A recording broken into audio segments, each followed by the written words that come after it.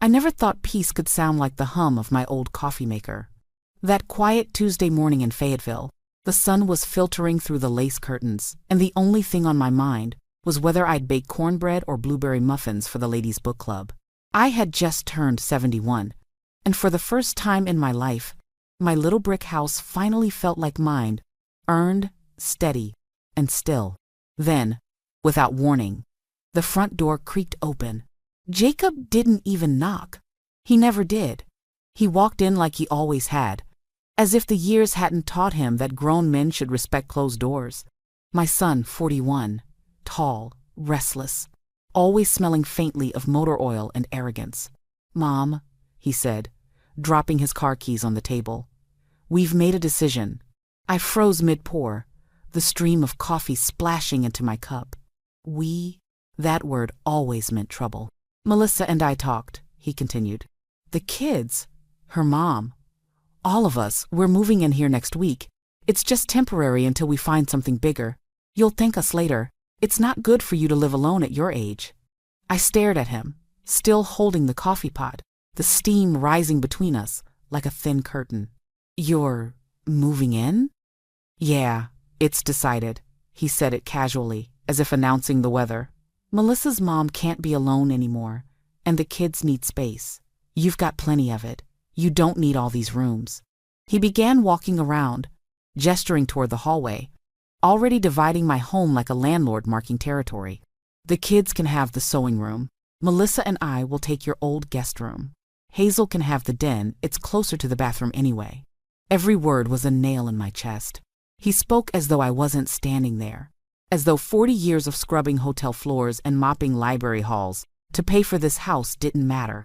"Jacob," I said, steady but soft, "this is my home. I bought it. I pay the bills." He laughed, a sharp, condescending laugh that sliced through the quiet like a blade. "Come on, Mom. Don't be dramatic.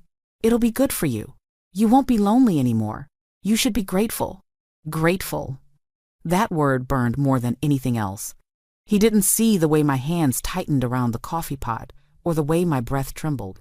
He didn't notice the small portrait of his late father hanging on the wall behind him, the man who'd taught me never to let anyone take what I'd worked for. "Saturday," Jacob said finally, picking up his keys again. "The moving truck will be here. Don't worry, we'll handle everything." Then he was gone. I stood there in the kitchen, the smell of burnt coffee rising as the pot hissed on the warmer. The house was silent again, but it didn't feel peaceful anymore. I set down the pot, wiped my hands on my apron, and whispered to the empty room, "Not this time, Jacob. Not this house." And in that moment, something inside me shifted, a small, fierce spark I hadn't felt in years. The spark of a woman who was done being told what to do. That night, I couldn't sleep. The ceiling fan turned slowly above me, pushing warm Arkansas air around the room, but it did nothing to quiet my thoughts. Every creak of the house reminded me of what Jacob had said. "It's decided." The words echoed like an order, not a request. I turned on my bedside lamp and stared at the framed photo on the nightstand. It was taken the year I finally paid off the mortgage, me standing in front of this very house with the key in my hand, smiling like a woman who'd just outrun a storm. That house wasn't just wood and brick. It was my spine, my story, the proof that every late shift and every blister on my hands had meant something.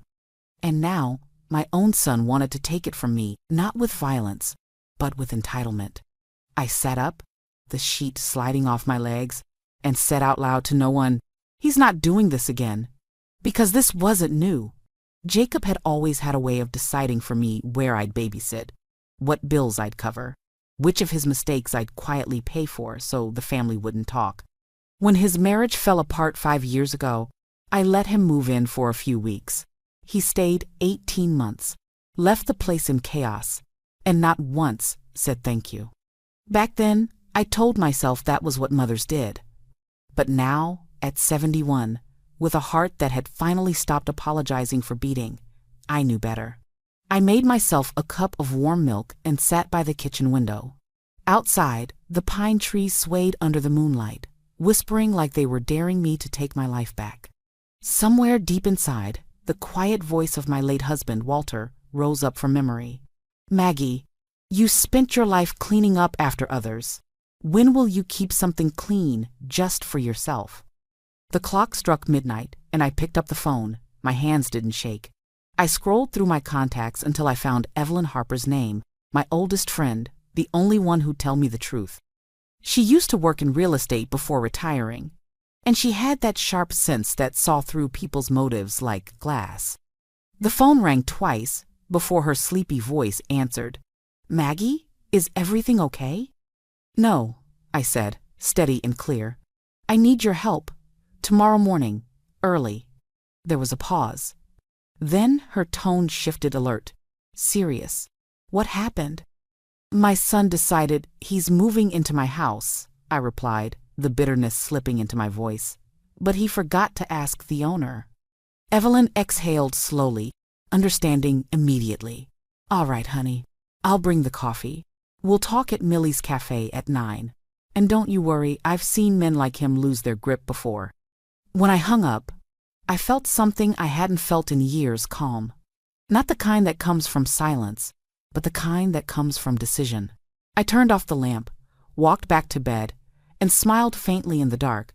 Jacob thought I was weak because I was old. But what he didn't know was that women my age don't fight with fists anymore. We fight with plans. Millie's Cafe was already half full when I arrived the next morning. The place smelled of biscuits, bacon grease, and hope, the kind of hope that only old friends can bring. Evelyn waved from the corner booth, her silver hair pinned neatly, a folder already waiting on the table beside her coffee. She had always been the kind of woman who came prepared for anything, even at 9 a.m.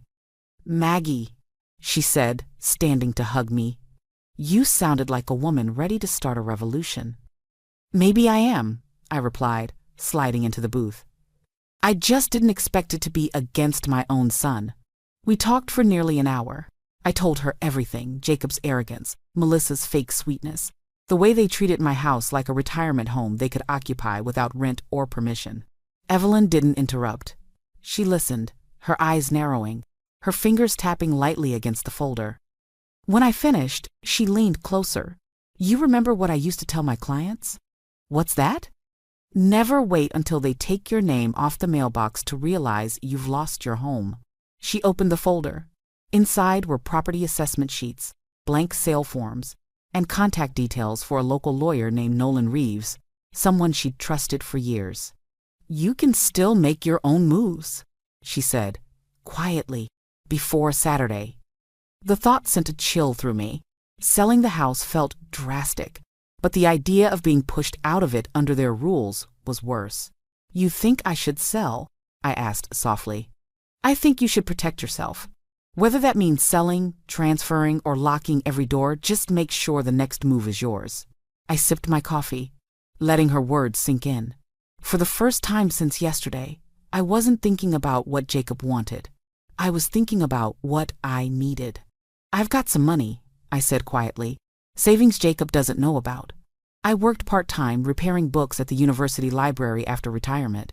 Cash. I've kept every receipt. Evelyn's eyes gleamed. Good. That's your freedom fund. We left the cafe and drove straight to Reeves and Lawton Attorneys downtown. The office was small but tidy, lined with oak shelves and certificates. Mr. Reeves, a calm man in his late 50s, listened attentively as I explained my situation. Mrs. Collins, he said, folding his hands, you're well within your rights. If the property is in your name alone, you can sell, rent, or gift it as you wish. But if your son is expecting to move in, you'll need to move quickly and quietly. Once they occupy it, eviction gets messy. I understand, I said. Then we'll move fast. Evelyn smiled, her hand resting over mine. You're doing the right thing, Maggie. Some people don't learn boundaries until you build a fence they can't climb. That afternoon, back home, I walked through every room, running my hand along the walls, touching the furniture I'd chosen piece by piece. I paused by the sewing machine in the corner, the one I'd bought with my first paycheck after Walter passed. This isn't goodbye, I whispered to the house. It's just me taking my story back, before someone rewrites it. For the first time in years, I didn't feel tired. I felt awake. By Thursday morning, the clouds hung low over Fayetteville, the kind of gray sky that felt like it was holding its breath. I was in the kitchen wiping down the counter when I heard the sound of a car pulling up. Then came the knock, 3 light taps, polite but rehearsed. I didn't need to look through the window to know who it was. "Good morning, Mom," Melissa chirped when I opened the door, holding a pink box of donuts like a peace offering. Her voice was sweet, almost too sweet, the kind that dripped sugar to hide the bitterness underneath. "I thought I'd stop by and talk about Saturday. The kids are so excited." I smiled just enough to be polite. "Come in, Melissa. Coffee?" "Oh, yes, thank you." She stepped inside, looking around as if she were inspecting her soon-to-be property. Her perfume was strong, expensive, and suffocating. She set the donuts down on my kitchen table and took a seat, crossing her legs with that confidence of someone who already believed she belonged.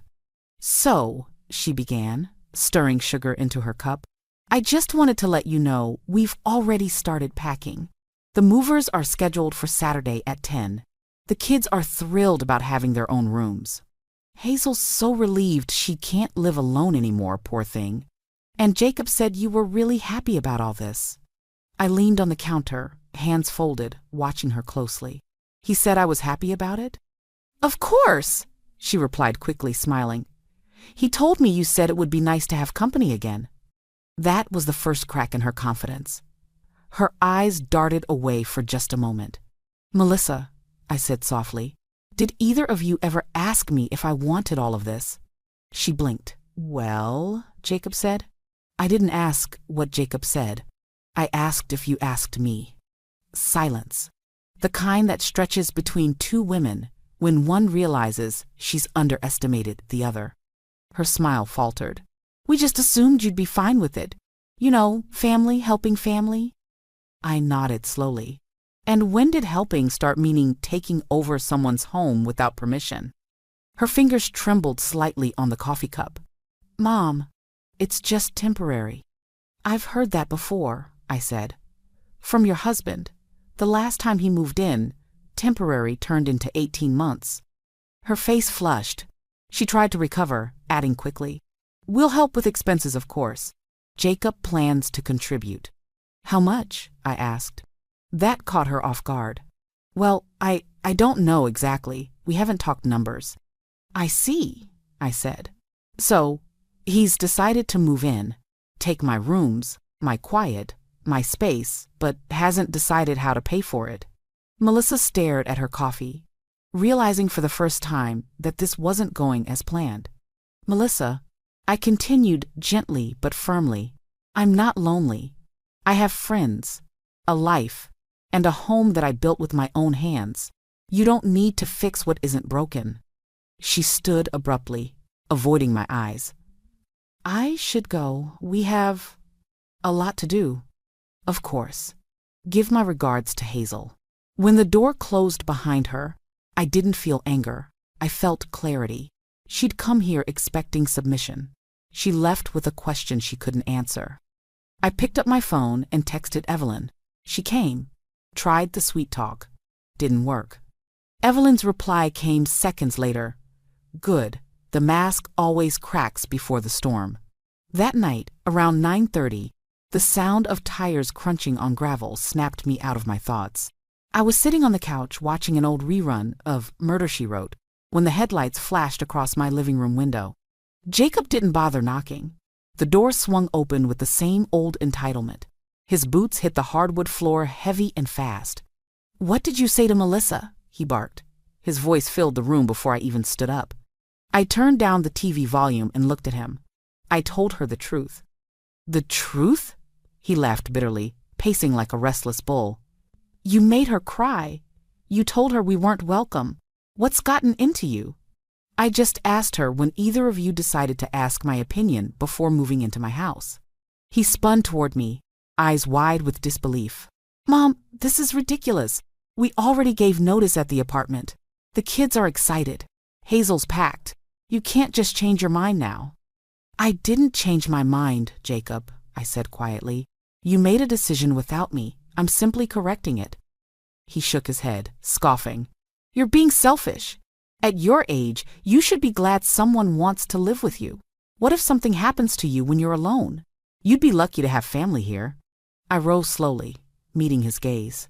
I've been alone for 10 years, Jacob, and in those 10 years, nothing happened except peace. He exhaled sharply, his frustration twisting into anger. You live in a 3-bedroom house all by yourself. That's not peace. That's loneliness. Then why does it scare you so much that I enjoy it? I asked softly. He froze. For a brief moment, the room fell silent, except for the ticking of the old clock on the mantel. I stepped closer, lowering my voice. You think because I'm old, I don't notice things. But I know what this is really about. You don't want to live here to help me. You want free rent, free food, free space.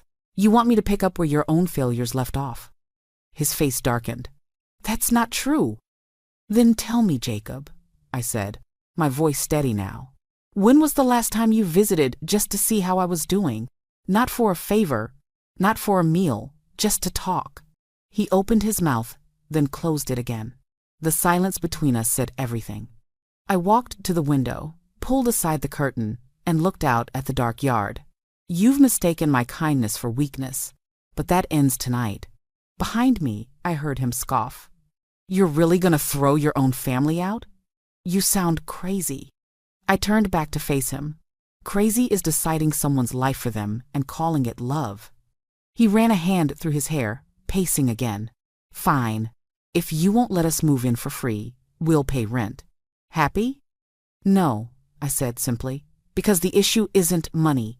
It's respect, and you've shown me none. He slammed his hand against the table. The sound echoed through the house, but I didn't flinch. I'd faced worse storms than him. You know what? He said, his voice trembling now with frustration. You used to be different. You used to care about family. I still do, I replied. That's why I'm teaching mine what boundaries look like. He stood there for a moment, breathing heavily, searching my face for the soft mother he'd known all his life. But she wasn't there anymore. Saturday, he said finally, pointing at me. We're coming anyway. You can't stop us. He stormed out, slamming the door so hard the picture frames rattled. I waited until the sound of his car faded into the night, then sat back down on the couch, heart pounding but steady. I picked up my phone and texted Evelyn one sentence. It's time. Call Mr. Reeves first thing in the morning. Then I turned off the lights and whispered to the dark. You just declared war, Jacob. But I've been surviving battles my whole life. The next morning, the air was crisp and pale, the kind of quiet that comes before a storm. I woke before sunrise, dressed neatly in my gray slacks and blue cardigan, and waited by the window for Evelyn's white Buick to pull up. When it did, she gave me a knowing smile through the glass, one part excitement, one part defiance. Ready? She asked as I slid into the passenger seat. More than ready, I replied. Let's end this before Saturday arrives. We drove downtown to the modest brick office of Reeves and Lawton attorneys. Inside, the faint scent of paper and lemon polish filled the air. Mr. Reeves greeted us warmly and motioned toward a stack of documents on his desk. Mrs. Collins, he said, I prepared the purchase contract exactly as we discussed. I also found a buyer cash offer. Quick close. She's a traveling nurse relocating from Tennessee. Wants to settle before Monday. My heart fluttered with a mix of nerves and freedom. That soon? Yes. She viewed the house yesterday evening. Loves the garden and the porch swing. She'll pay full price. I felt a laugh rise in my chest, the kind that comes when relief and disbelief collide. Then let's do it. He slid the first set of papers toward me, the pages heavy with finality. I picked up the pen, my hand steady. Each signature felt like I was untying one knot at a time, years of guilt, obligation, and silence falling away with every stroke of ink. Evelyn sat beside me, beaming. You're doing something most women our age only dream about. Maggie, taking your power back. When the last paper was signed, Mr. Reeves handed me a sealed envelope.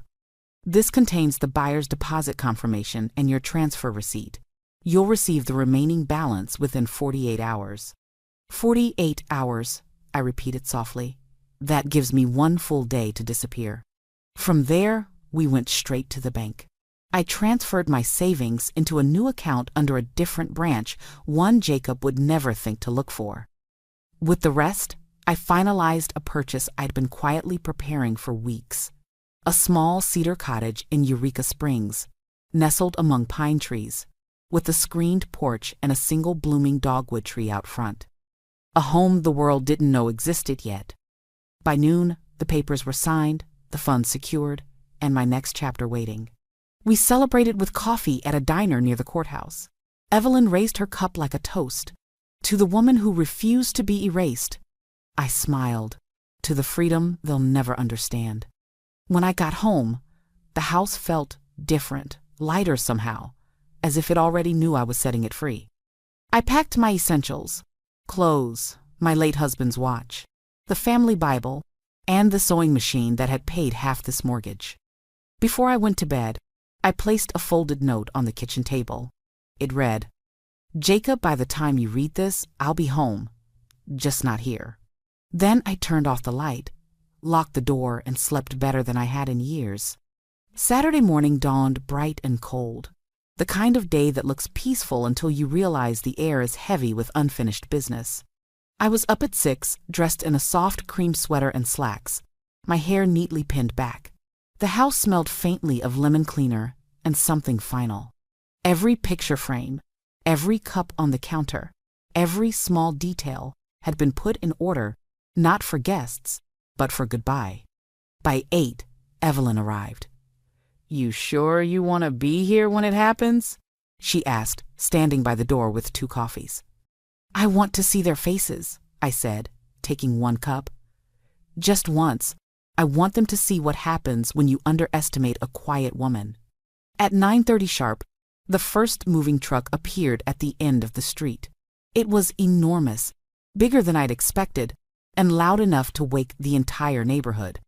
Jacob was driving, his arm hanging out the window, confident and careless as ever. Behind him came Melissa's SUV, followed by a smaller car carrying Hazel and the kids. They parked in front of my house, like a parade of arrogance. "Mom!" Jacob shouted, climbing out of the truck with a grin. "We're here. Movers are ready to unload." I stepped out onto the porch, holding my coffee with both hands. "Good morning, Jacob." "Could you open the front door, please?" he called. "We've got to start before the sun gets too hot." "That won't be necessary," I replied evenly. He frowned. "What?" "You won't be bringing anything into this house today." The movers froze mid-step, glancing at one another. Melissa's smile evaporated. The children stopped bouncing near the porch steps. Even Hazel, frail and quiet in the back seat, straightened in confusion. Jacob laughed nervously. "Very funny, Mom. We've got a lot to do, so—" "I'm not joking," I said. "This house isn't mine anymore." "What are you talking about?" He walked closer, his voice sharpening. Before I could answer, a silver sedan pulled up beside the moving truck. Out stepped Mr. Reeves, the lawyer, and a younger woman in scrubs carrying a manila folder. "Mrs. Collins," the lawyer greeted politely. "Good morning. We're here to finalize the handover. The buyer's ready to take possession." Jacob blinked, confused. "Handover? What handover?" Mr. Reeves opened the folder. "As of 9 a.m. today, this property belongs to Miss Dana Hargrove. All payments cleared yesterday. The transaction is complete." The color drained from Jacob's face. You sold the house?" "I did," I said quietly. "I told you this week would be my last here." He stared at me as if I'd spoken another language. "You can't sell it. This is our family home." "No, Jacob," I corrected him. "It was my home, and I chose what to do with it." Melissa stepped forward, her voice trembling. "Where are we supposed to go now?" "The kids." "You'll figure it out," I said. "The same way I had to figure out life after your father died. The same way I figured out how to buy this house without anyone's help." The movers stood awkwardly by the truck, waiting for someone to tell them what to do. Hazel leaned against the car door. whispering something I couldn't hear. Jacob's anger broke through his disbelief. "You've lost it, Mom! You're senile! You're not even fit to make these decisions!" Before I could speak, Evelyn stepped forward, calm but sharp. "Careful, young man. I've known Maggie for 30 years. She's in better control of her mind than anyone here." He ignored her and turned to Mr. Reeves. "You can't let this happen. She's not thinking straight." Mr. Reeves cleared his throat. "I assure you, the sale was conducted lawfully, with full verification of Mrs. Collins' mental and legal capacity." Jacob's chest heaved. "You just gave away our inheritance." That was when I laughed, not out of mockery, but out of the sheer absurdity of it all. "Inheritance? You think I built this house for you to claim like a prize? I built it to prove I could survive. You can inherit that lesson if you want." The children started to cry. Melissa pulled them close, muttering that they should get back in the car. The movers began reloading boxes without waiting for orders. As Jacob shouted and gestured, Evelyn gently touched my arm. "It's time," she whispered. I handed the keys to Miss Hargrove, who looked both nervous and sympathetic. "Take good care of her," I said softly. "She's been good to me." Jacob lunged forward, but Evelyn stepped between us. "Don't," she warned him. "Not today." He stopped, his breath ragged, eyes full of disbelief. "You'll regret this, Mom," he said finally. I met his gaze. "Maybe, but at least the regret will be mine." Then I turned and walked toward Evelyn's car. My feet were steady. My hands didn't shake. As we drove away, I glanced in the side mirror. Jacob was standing in the driveway, shouting something I couldn't hear. But I didn't need to. For the first time in decades, I didn't owe him a single answer. The house grew smaller behind us, until it was just another roof among the trees. And in that shrinking image, I saw what freedom looked like: quiet, clean, and entirely mine. 3 months passed, and the hills around Eureka Springs had begun to turn golden. Mornings there felt like forgiveness, the kind that came with birdsong and the smell of pine resin in the air. My new house wasn't big, just 2 bedrooms and a small porch that faced east, but it was more than enough. It was peace measured in square feet. I'd fallen into a gentle rhythm. Every morning, I brewed my coffee, opened the curtains, and watched sunlight crawl across the cedar floorboards. I had started volunteering twice a week at the local library, helping children with reading and teenagers with their essays. Some afternoons, Evelyn would drive over with a box of pastries, and we'd sit on the porch talking about everything and nothing. Sometimes we'd laugh about the past, but other times she'd just look at me quietly and say, "You know, Maggie, you really did it. You got your life back." And I had. Of course, Jacob hadn't accepted it easily. In the first few weeks after the sale, he called nearly every day. Sometimes he yelled, sometimes he pleaded, and sometimes he sent long messages full of guilt and blame. Then came the letter from his lawyer, an attempt to contest the sale, claiming I'd acted under emotional distress. I didn't even bother getting angry. I forwarded it to Mr. Reeves, who replied with a single sentence. "Mrs. Collins acted entirely within her rights. Case closed." After that, the silence began. And honestly, it was the most beautiful silence I'd ever known. I'd learned to sleep soundly again, not waking at every noise, not listening for a door opening or a voice calling my name in frustration. My heart, which had spent decades bracing for someone else's needs, finally started beating for me. Then, one sunny Sunday morning, as I was watering the small rose bushes near the porch, I heard laughter. 2 small voices I recognized immediately. "Grandma!" Before I could even turn, Leo and Ella, my grandchildren, ran up the path and wrapped their arms around my waist. I nearly dropped the watering can from surprise. "Look at you 2, I said, crouching down to hug them. "How did you get here?" "Dad drove us," Leo said proudly. "He's in the car. He said we could visit." My chest tightened, not from anger but something gentler, something like relief. "Well then," I said, smiling, "you 2 better come in before my cookies burn."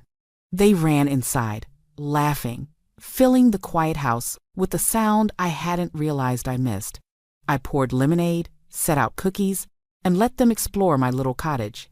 They pointed at my sewing machine, my rose-colored armchair, the shelves of books. "It's so pretty here," Ella said. "Can we visit more?" "Of course, sweetheart, but we have to ask your parents first." When I looked out the window, Jacob was standing by the car, head down, hands in his pockets. He looked smaller than I remembered, not physically, but in spirit. The kind of small that comes after a man finally faces the truth about himself. I walked out to meet him. "Mom," he said quietly, "I didn't mean to just show up. The kids kept asking. I thought maybe," he hesitated, "maybe we could talk." "Talking's a good place to start," I said. He nodded slowly. "I was angry. I thought you were turning your back on family. But now, after everything, I get it. You were turning your back on being used." For a moment, the wind carried only the sound of the leaves. I saw the regret in his eyes, but also something more fragile understanding. "I'm sorry," he said, "for all of it." I studied him for a moment, then nodded. "Apology accepted. But remember, Jacob, forgiveness isn't an invitation. It's a boundary that stays standing." He smiled faintly, and I saw the boy he used to be. The one who used to run through sprinklers and hug me just because. "The kids can visit," I said gently, "whenever you and Melissa need a break. But when they're here, it's because they're wanted, not because I owe anyone." He looked up at me, eyes wet. "I understand." When they drove away an hour later, the house fell quiet again, but not the lonely kind of quiet. It was full of something softer, something alive. I sat on the porch, the afternoon sun painting the sky a deep amber. The wind moved through the trees like a whisper of every woman who had ever given too much and finally learned to stop. I closed my eyes and said aloud, "Peace isn't a gift someone gives you. It's the house you build after everyone else has stopped telling you how to live." And for the first time in 71 years, I knew exactly what that peace felt like: warm coffee, clean air, and a door that only opened when I chose to open it.